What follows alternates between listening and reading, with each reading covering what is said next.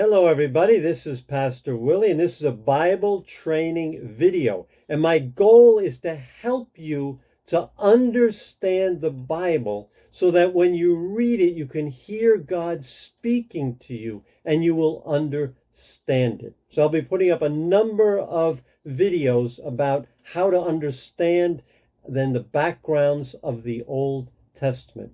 But today the title is The Big Picture, the Old Testament. So we're going to look at a big picture. Now it's important to see the big picture.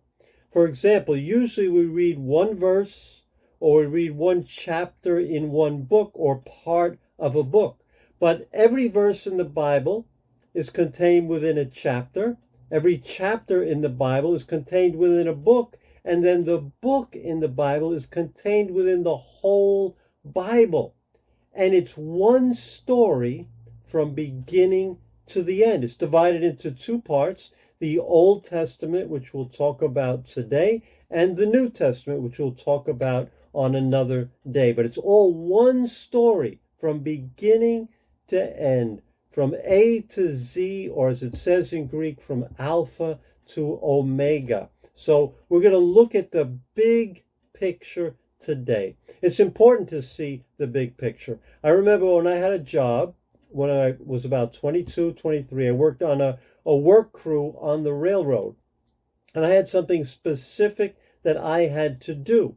But for me to do my job well, it was a team of people that worked together. I had to know the overall purpose, the overall goal, and where all the parts fit together. Once I learned that, I knew what I had to do and why, and I did my job better than if I didn't know that. It helped me to understand what I was doing by understanding the big picture. And it's the same thing with the Bible. When you understand the big picture, what is going on, what God is doing, you can see where that verse that you're reading, that chapter that you're studying, where that fits in. And it helps you to understand it better. And of course, in many parts of the Bible, it mentions other things that have already happened. And when you don't know about them, it makes it difficult for you to understand.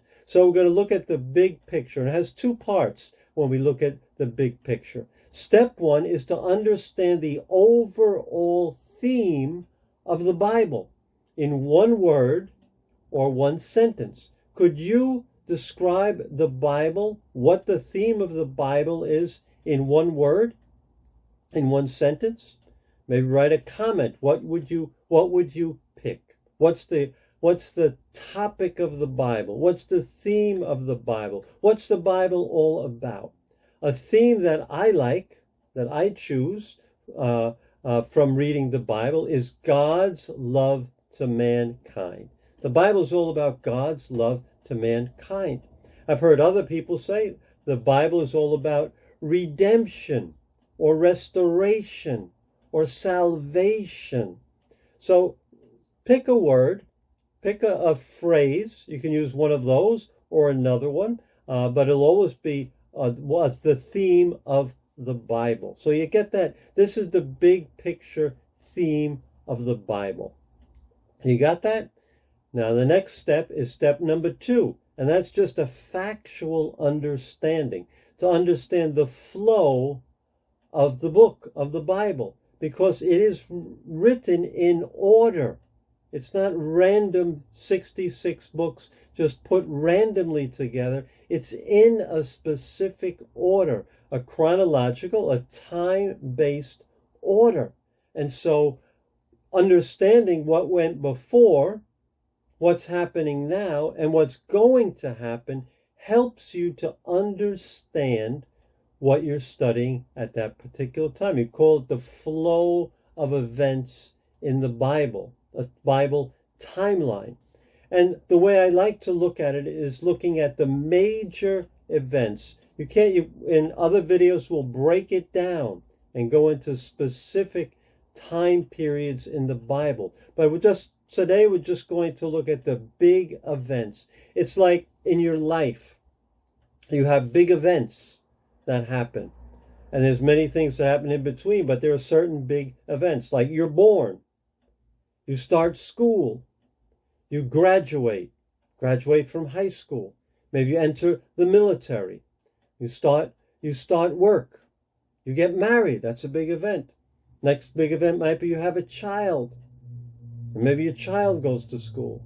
Then maybe retirement. You have big events in your life. Helps you to understand someone's life. The same thing with the Bible. So we're going to look at the big events in the Old Testament. Now, the Old Testament is a large chunk of writing, but I'm just going to break down, just tell you the big events, so you know the signposts, and so you know where you are and where you've come from and where you're going to go, so you don't get lost, because it's easy to get lost trying to read the Bible without understanding the big picture and the main events that happen. So we're going to get that in mind, and we're going to work this out together. And I encourage you to write it down. You can go back over this video as many times as you want. Write it down and then get it into your mind. When I learned to do this, it just helped me so much in studying and reading and understanding the Bible, where everything fits in. And so I encourage you to do that also. First big event, anyone know what the first big event is? Creation of the world. In the book of Genesis, Genesis means beginning. In the beginning, God created the heavens and the earth. The first big event is the creation of the world, creation of animals, creation of mankind, creation of man and woman, the creation account. That's in Genesis chapter 1, the creation of the world. That's the first big event. The second big event, unfortunately, is what's called the fall of mankind, Genesis chapter 3. God created everything perfect, and man turned away from God, was tempted by Satan, and turned away from God, and brokenness and sin entered the world. So first event, creation. Second event, the fall of mankind. That's Genesis chapter 3.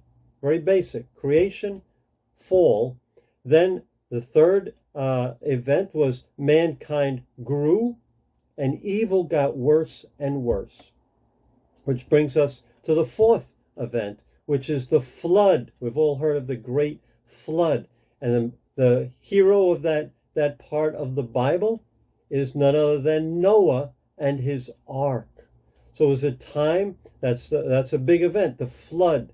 And even archaeologists find evidence of the flood, a great flood that hit the earth at that time. And so that was God's judgment on the evil of mankind, but also God's salvation of the few who followed him, Noah and his family, and the animals that were brought into the ark. So that's the big event, the flood and Noah. And then there's the rebuilding of mankind through the line of Noah. The next big event is the call of Abraham. This is Genesis. We're still in the book of Genesis, Genesis chapter 12, where God calls a man named Abram to follow him, and he says, I'm going to make a great nation out of you. So Abraham leaves where he is to go where God will show him. So it's the call of Abraham. So God is working. God hasn't given up. He's working. He calls one man. He's going to work from that one man to build a people for himself. Okay, so that's Abraham. Abraham has a son named Isaac. Isaac has a son named Jacob. Those are known as the fathers or the patriarchs. So that's the line of God. So Abraham, he has Isaac, and then Jacob. Jacob goes through a transformation, and God changes his name from Jacob to Israel. Right, to Israel. That was his name, Israel. Israel has 12 sons. Israel or Jacob has 12 sons. And they become the 12 tribes of Israel, of the nation of Israel, which is named after the father, which is Israel. Okay? So you got that? So it's Abraham, Isaac, Jacob. His name is changed to Israel. He has 12 sons, and they become each a head of a tribe of Israel, which becomes the people of Israel. Next big event. Joseph, the second youngest son of Israel, is taken bondage and made a slave in Egypt. His brothers beat him up, sell him, and he ends up in Egypt as a slave. Okay? So he's down there, and then he reconciles with his brothers. He's able to save them from a famine, so they all move down into Egypt. The entire nation of Israel, which is only about 400 people, but all the brothers move down there, and they live in one of the best parts of Egypt. And they're down in Egypt. But they're in bondage. They become slaves in Egypt for over 400 years. And while they're in, this is called being in captivity in Egypt. While they're in Egypt, they multiply. They have a lot of children, probably 10, 15 each. Israel had 12 plus girls, 12 men. So they multiply and they become more than 1 million strong. The next big event is brought about by a man named Moses. Now we're in the book of Exodus, the second book of the Bible. Exodus, do you know what that means? It means exit. You see the Exodus sign, the exit sign? It means exit. So they're coming out of Egypt. So God uses Moses to deliver the people out of bondage, so they come out of Egypt and make an exodus out of Egypt. Then they're wandering in the wilderness. Next big event, God appears to them on Mount Sinai, and they receive the 10 Commandments. It's a big event in the history of mankind, receiving the 10 Commandments. Okay, Moses dies. Next big event is led by a man named Joshua, and there's a book with his name. The 6th book in the Bible is Joshua. The first 5 books are all about those first, what I've talked about up to now.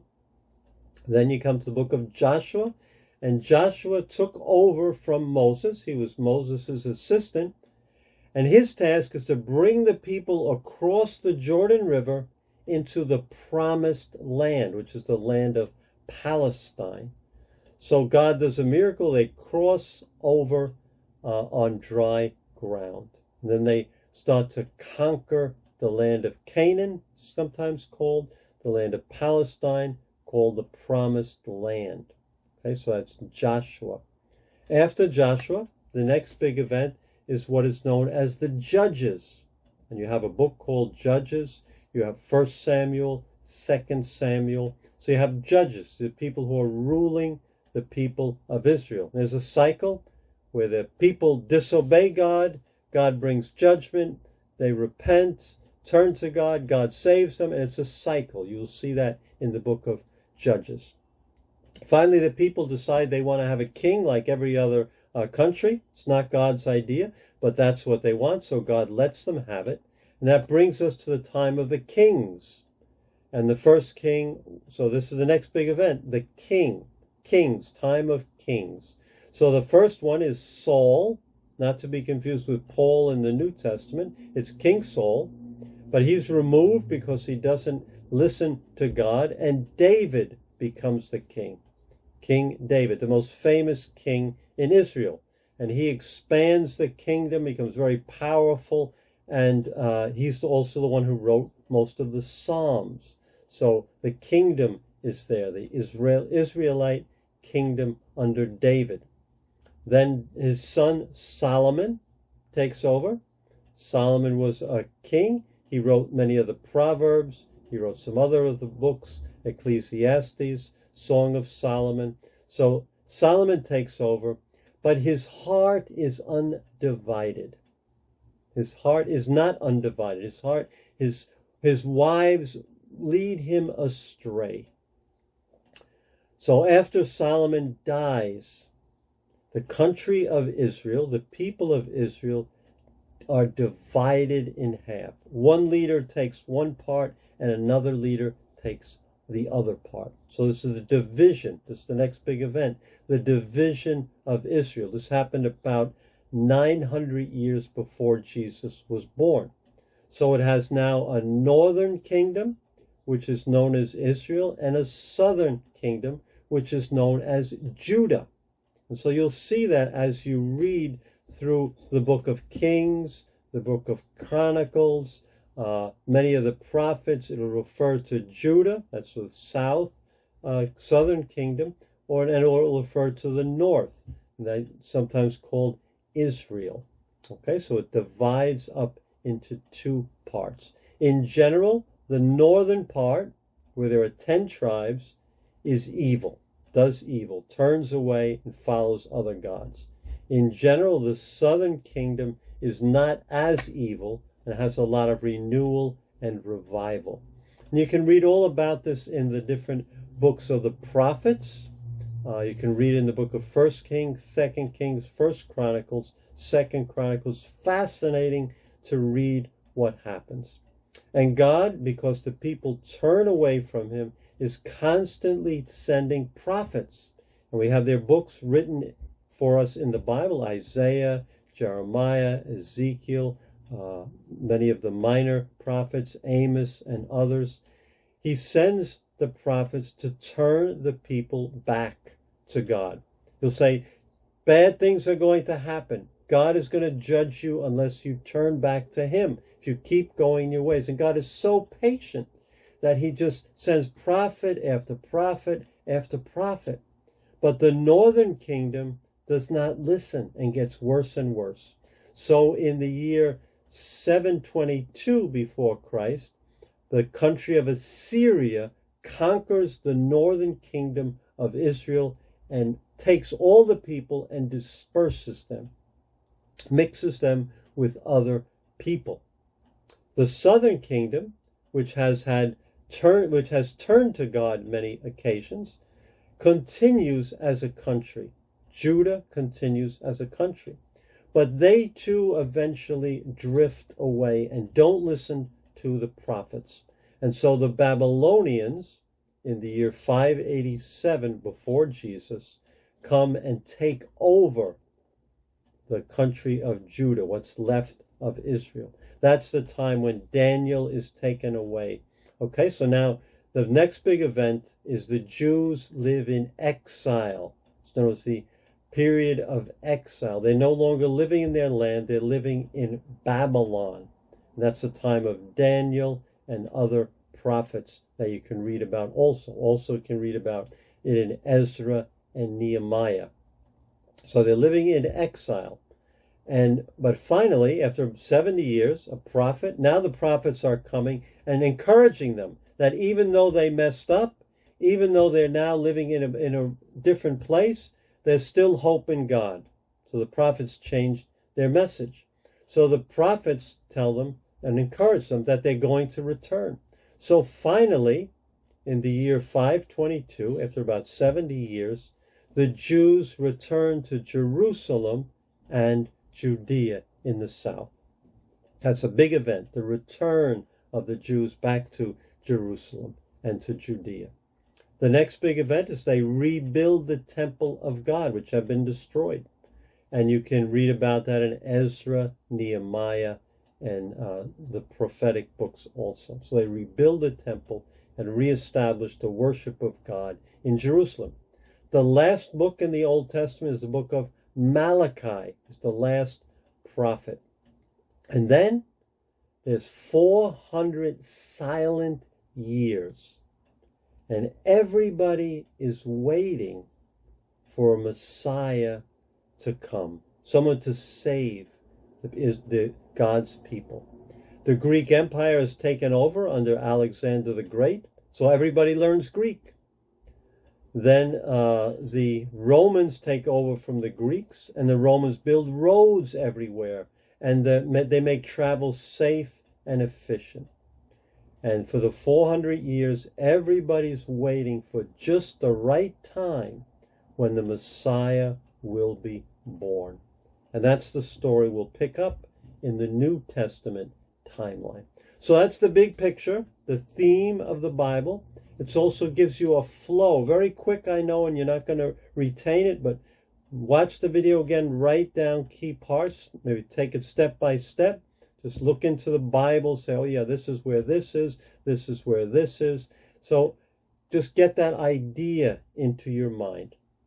As I said, I'll post a video on the New Testament timeline. I'll also go further in depth into the Old Testament from each period by each period. My goal is to give you the resources so when you read the Bible, you can understand it and enjoy it and have the experience of God speaking to you. Because it's all one story. And that story is God's love for mankind. God's love for you. So, I'll give you a few things to do at the end. I'll reiterate what your assignment is. If you need any help, just give me a comment. I'll be able to help you in any way I can. So until next time, God bless you as you become a great Bible scholar. Take care. Bye.